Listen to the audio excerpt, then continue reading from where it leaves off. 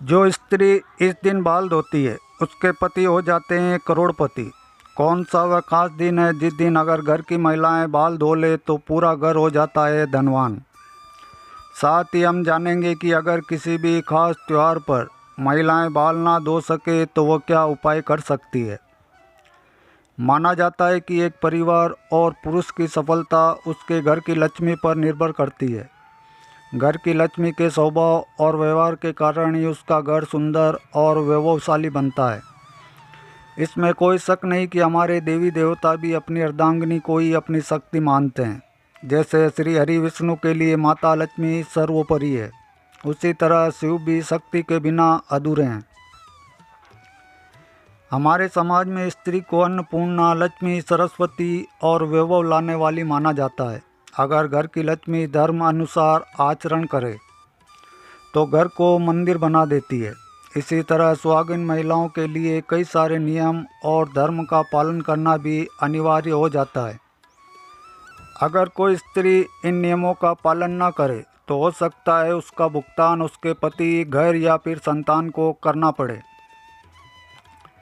इसी बात को ध्यान में रखते हुए आज हम सुहागिन महिलाओं को कब बाल धोने चाहिए और कब नहीं, इसके नियम बताने जा रहे हैं, जिनसे सुहागन महिलाएं जान सकती है कि कौन सा वार और त्यौहार बाल धोने के लिए उत्तम होता है और किस दिन बाल धोना अशुभ कारक होता है।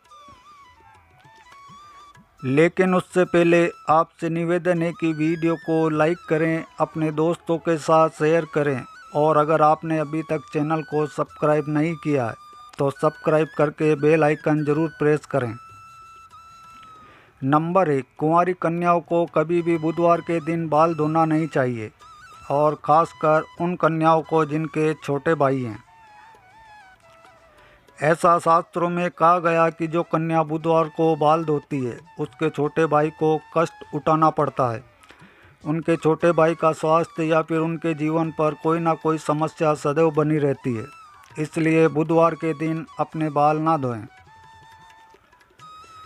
नंबर 2, आज का समय बदल रहा है जिससे लोग प्रभावित होकर किसी भी शुभ त्यौहार, शुभ तिथि या मुहूर्त में बालों को काटने या धोने के चलन से जुड़ गए हैं।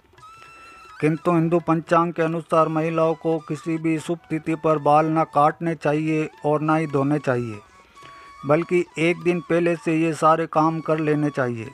उस दिन बाल धोना या कटवाना शुभ माना नहीं जाता और ख़ासकर एकादशी, अमावस्या और पूर्णिमा पर बाल बिल्कुल भी ना धोएं। इससे आपके मस्तक पर चंद्रमा का प्रभाव पड़ने लगता है। नंबर 3, ये सदैव याद रखें कि अगर आप किसी वार को व्रत रखते हैं तो उस दिन भूल से भी बाल ना धोएं।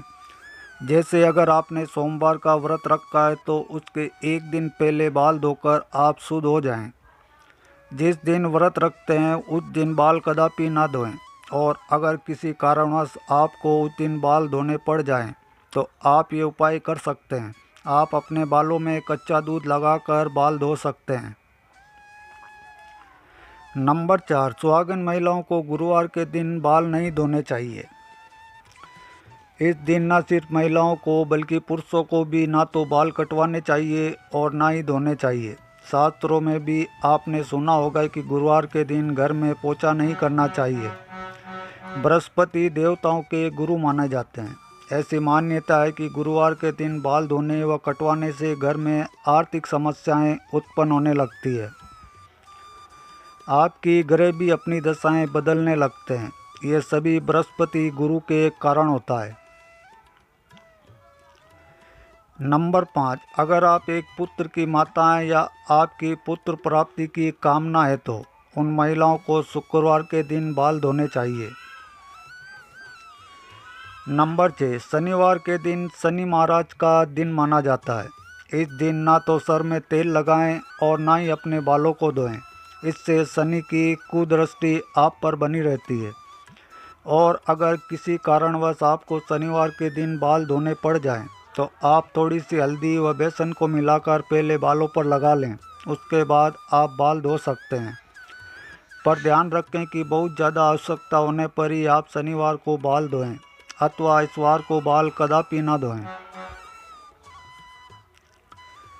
नंबर 7, स्त्री हो या पुरुष, शुक्रवार का दिन बाल काटने के लिए अत्यंत शुभ माना जाता है।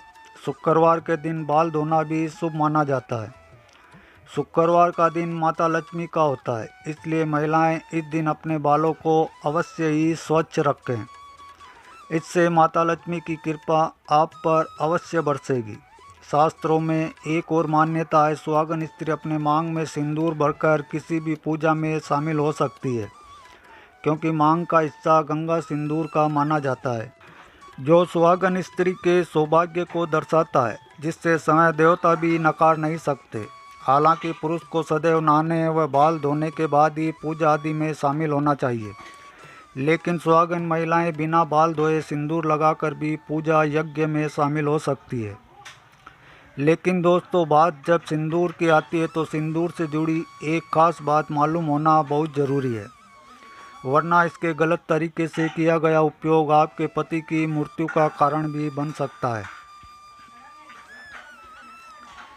अगर आपको देखना है कि आपका पति आपसे प्रेम करता है या नहीं, तो ऐसे में आपको अपने पति के हाथों से सिंदूर लगवाना चाहिए और देखना चाहिए कि अगर आपकी नाक पर थोड़ा सा भी सिंदूर गिरता है तो वह आपसे बहुत प्रेम करते हैं। सुनने में फिल्मी लग रहा होगा, लेकिन ये बात बिल्कुल भी सच है। दरअसल शास्त्रों की माने तो कहा जाता है कि जब कभी पति द्वारा सिंदूर नाक पर गिरता है तो पति पत्नी के प्रेम को दर्शाता है और आने वाले समय में भी उनके रिश्ते और भी ज़्यादा गहरे होते चले जाते हैं। इसके अलावा जब आप खुद से सिंदूर लगाती हैं और अनजाने में अगर वो सिंदूर नाक पर गिरता है तो इसका मतलब है पति की तरफ से आपको कोई खुशखबरी मिलने वाली है। हिंदू धर्म में सिंदूर का बहुत खास महत्व है, लेकिन सिंदूर से जुड़ी ये जानकारी अगर आपको नहीं है तो आप भी गलती करती हैं, तो आप बहुत सारी संकट में पड़ सकती हैं। साथ ही इसका खामियाजा आपके पति को भुगतना पड़ सकता है। सिंदूर एक महिला के लिए उसके सुहाग की निशानी होती है। जब हम कभी किसी सादुसीधा औरत को देखते हैं तो उसके माथे पर सिंदूर जरूर लगा होता है। एक शादीशुदा औरत को सिंदूर के बिना अधूरा माना जाता है। हिंदू पौराणिक कथाओं में सिंदूर का आध्यात्मिक महत्व माना जाता है। आपको बता दें कि कई दफ़ा सिंदूर को माथे पर लगाने के चक्कर में कई बार जल्दबाजी या अनजाने में महिलाएं कई गलती कर बैठती है। नंबर 1, मान्यताओं के अनुसार जो स्त्री बीच मांग में सिंदूर लगाने की बजाय किनारे पर लगाती है तो उसका पति भी उससे किनारा कर लेता है। पति पत्नी में आपसी रिश्तों में मतभेद बना रहता है। नंबर 2, ये बात तो आप जानते होंगे कि स्त्री अपनी मांग के बीचों बीच में लंबा सिंदूर लगाती है तो उसके पति की आयु भी लंबी होती चली जाती है। माता पार्वती का आशीर्वाद ऐसे जोड़े को जरूर मिलता है। नंबर 3, मान्यताओं के अनुसार जो स्त्री सिंदूर को बालों में छुपा लेती है तो उसका पति भी समाज में छिप जाता है और उसके पति का सम्मान नहीं मिल पाता। इसलिए कहा जाता है कि सिंदूर को लंबा और ऐसे लगाएं कि सभी को साफ साफ दिखाई दे। सिंदूर से सजी स्त्री सौभाग्य को दर्शाती है और ऐसी महिला की खूबसूरती पर लगते हैं 4 चांद। नंबर 4, माथे पर सिंदूर लगाते वक्त महिलाओं को काफ़ी सावधानी बरतनी चाहिए। ये तय कर लेना चाहिए कि सिंदूर को माथे के बीचों बीच ही लगाया जाए। अगर किनारे पर कोई महिला सिंदूर लगाती है तो माना गया है कि उसका पति से लड़ाई झगड़ा होने लगता है और पति किसी दूसरी स्त्री की तरफ आकर्षित हो जाता है। इसलिए सिंदूर को हमेशा माथे पर लंबा लगाना चाहिए। नंबर 5, माथे पर सिंदूर लगाते वक्त अगर हाथों से गिर जाए तो अपशगुन माना जाता है। ये आपके रिश्ते में दरार आने का संकेत है। ऐसे में आपको माता पार्वती का ध्यान करना चाहिए और क्षमा मांग लेनी चाहिए ताकि बुरी बलाएं टल जाए। नंबर 6, जिससे व्यक्ति को सपनों में सिंदूर लगी स्त्री के दर्शन होते हैं तो वो बहुत ही शुभ माना जाता है। ये धन लाभ कराता है। ऐसी स्त्री सपने में देखना बहुत ही शुभ संकेतों को दर्शाती है। तो दोस्तों, ये थे सिंदूर से जुड़ी कुछ खास जानकारियाँ। तो आज के लिए बस इतना ही।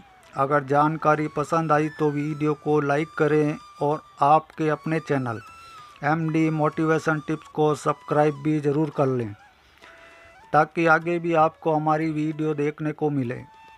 फिर मिलेंगे आपसे एक नई आध्यात्मिक जानकारी के साथ। तब तक के लिए आप और आपका परिवार हमेशा स्वस्थ रहें, हमेशा खुश रहें। वीडियो के अंत तक बने रहने के लिए आप सबका बहुत बहुत धन्यवाद। Thanks for watching all friends.